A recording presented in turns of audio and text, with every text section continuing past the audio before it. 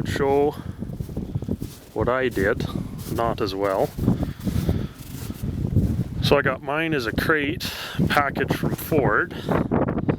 Put on a, it's hard to see here, I packaged everything so well. Garrett 2860 turbo in there. It's running about 350 horse. Did a lot of complicated things, keeping all of the heater core, oil cooler, self-bleeding coolant tank. I had quite a number of issues because of course this is supposed to be mounted transversely.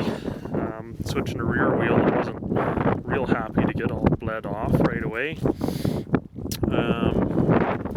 I put a power steering pump out of a 2005 V6 in there so I could run the factory rack and everything.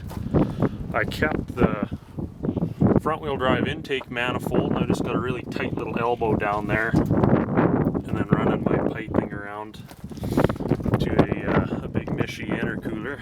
You can't really see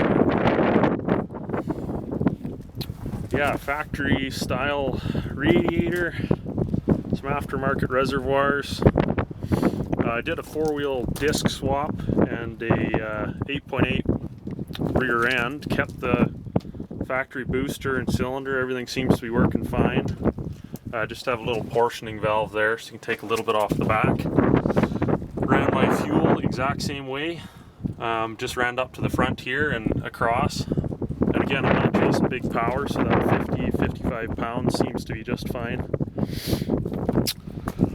Yeah, everything else was homemade. Had to make my own engine mounts. Had to hack out the firewall to make room for the high pressure pump.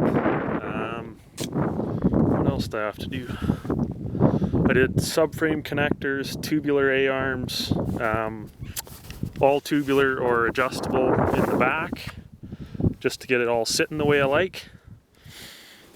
I did kind of a Y pipe, so from the kind of under the seats here back is factory style exhaust or bolt on, and then going forward I just put in a 3-inch down pipe with flex joint and a cat and all that good stuff. Keep everyone happy. Kept the interior all pretty well factory. Got the factory gauge cluster to work as well. It's pretty easy, just a little, I'll show you later. The only thing I couldn't get to work was the tack, because I just did a pickup off the coils, but I could only get it to give me a positive signal, so I had to go aftermarket, because of course the factory dash wants a negative off of a distributor or an old coil pack. Yeah, it's that tack driver there. I wouldn't really recommend it. It's kind of bouncy. If you could find a different one, that'd be better. Where was it? This guy down here. If you can find that and hook onto that, that's all the signals from your dash.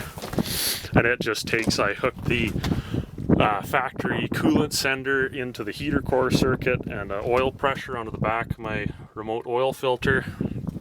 And yeah, everything seems to work pretty well. I guess that's all there is to say.